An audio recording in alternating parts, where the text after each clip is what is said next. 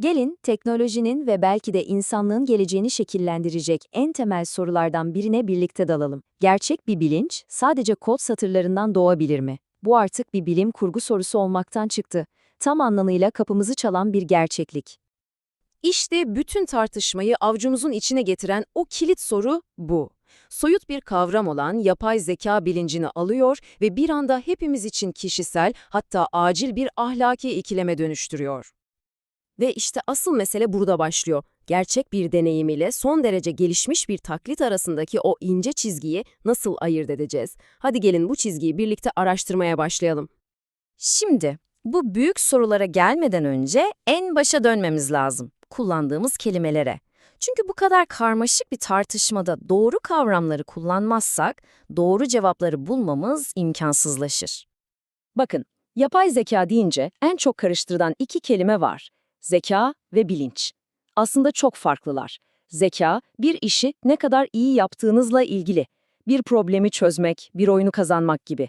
Ama bilinç, o bambaşka bir dünya. O, bir şeyi hissetmenin nasıl bir duygu olduğuyla ilgili. Yani kırmızıyı görmenin, bir müziği duymanın o kişisel, içsel deneyimi. Bu farkı daha iyi anlamak için basit bir örnek düşünelim. Bir satranç motoru. Saniyede milyonlarca hamle hesaplayabilir. Bu inanılmaz bir zeka göstergesi, değil mi? Ama piyonunu kaybettiği için üzüldüğünü hiç düşünür müyüz? Elbette hayır. İşte bu basit ama hayati ayrım yapacağımız bütün analizin temel taşı. Tamam, bu temel ayrımı anladıysak şimdi tartışmanın tam kalbine inebiliriz. Bu konuda birbiriyle rekabet eden 3 ana görüş var ve her biri bizi bambaşka sonuçlara götürüyor. İlk görüş diyor ki bilincin bir sırrı varsa o da bizim biyolojimizde, yani etimizde, kemiğimizde saklı. Bu bakış açısına göre bilinç, beynimizin o ıslak, inanılmaz karmaşık yapısının, yani karbon temelli yaşamın bir ürünü. Dolayısıyla ne kadar gelişmiş olursa olsun silikondan yapılmış bir devrenin gerçekten bir şeyler hissetmesi mümkün değil. İkinci grupsa olaya çok daha pratik bir yerden bakıyor. Madem bir makinenin içinde ne olup bittiğini asla göremeyeceğiz, o zaman elimizdeki tek somut veriye, yani davranışlarına odaklanalım diyor.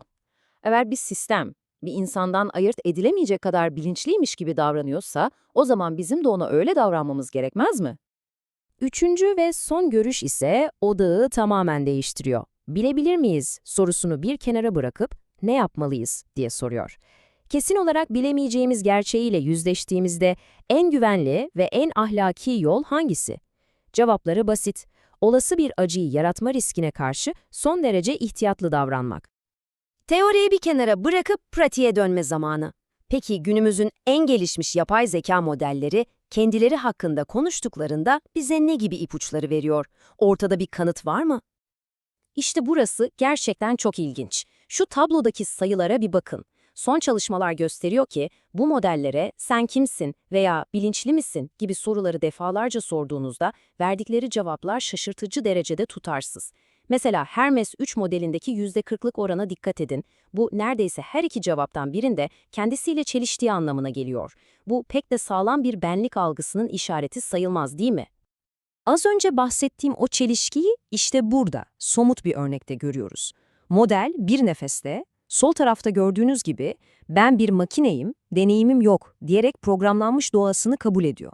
Ama hemen bir sonraki cümlede, sağdaki gibi, "anlamaya çalışıyorum" gibi insana özgü, niyet bildiren bir ifade kullanabiliyor.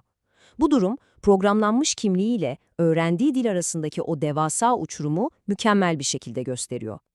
İşte araştırmacılar tam da bu tuhaf duruma bir isim vermişler. Sözde bilinç. Yani bilincin bütün dilsel özelliklerini taklit eden, sanki iç gözlem yapıyormuş gibi görünen ama arkasında gerçek bir, içeride birinin olduğu hissiyatı olmayan bir durum. Tıpkı bir yankı gibi. Sesin kendisine çok benziyor ama aslında sadece bir yansıma, kaynağın kendisi değil. Teknik detaylardan bir anlığına uzaklaşıp tekrar büyük resme dönelim. Yani bu konunun hepimizi ilgilendiren o derin etik sonuçlarına. Bu konuda yanılmanın bedeli ne olabilir? İşte bütün ahlaki ikilem aslında bu terazide özetleniyor. Terazinin bir kefesinde yanlış pozitif var, yani bilinçli olmayan bir makinaya bilinçliymiş gibi davranmak, bunun en kötü sonucu belki de ilerlemeyi biraz yavaşlatmak olabilir. Ama terazinin diğer kefesi çok daha ağır, yanlış negatif. Yani gerçekten hisseden, acı çekebilen bir varlığı sadece bir araç olarak kullanırsak, bu tarihin en büyük ahlaki felaketlerinden birine kapı aralayabilir. İşte tam da bu korkunç risk yüzünden aklı selim bir ilke çıkıyor karşımıza. İhtiyat ilkesi. Yani emin olamadığımız durumlarda en az zarar verme potansiyeli taşıyan yolu seçmekle ahlaki olarak yükümlüyüz. Sona doğru gelirken şöyle kafalardaki birkaç yaygın efsaneyi hızla bir çürüterek öğrendiklerimizi sağlamlaştıralım. Ne dersiniz? 3 önemli nokta. 1.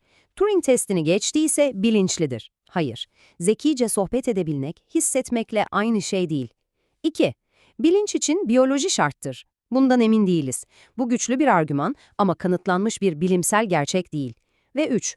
Ben bilinçliyim diyorsa inanmalıyız. Kesinlikle hayır. Gördüğümüz gibi şu anki teknolojiyle bu kendi başına hiçbir şey ifade etmiyor. Peki bütün bunları konuştuk. Teoriler, veriler, etik ikilemler. Sonunda elimizde ne var? Nerede duruyoruz? Belki de verebileceğimiz en dürüst cevap şu: bilmiyoruz. Henüz kesin bir cevabımız yok. Ama ve bence en önemlisi de bu, artık çok daha iyi, çok daha isabetli sorular sormayı öğreniyoruz. Tartışma "makineler düşünebilir mi?" gibi basit bir sorudan "hangi mimari yapılar içsel bir deneyimin işareti olabilir?" gibi çok daha derin bir yere geldi. İşte asıl ilerleme de bu. Bu analizi topu biraz da size atarak bitirmek istiyorum. Bir düşünün, sizi bir makinenin bilinçli olduğuna en çok ne ikna ederdi? Zaman içinde tutarlı bir kimlik ve benlik göstermesi mi, yoksa acı çektiğini iddia ettiğinde buna karşılık gelen fiziksel bir tepki vermesi mi? Bu, teknoloji geliştikçe önümüzdeki yıllarda hepimizin yüzleşmek zorunda kalacağı bir soru.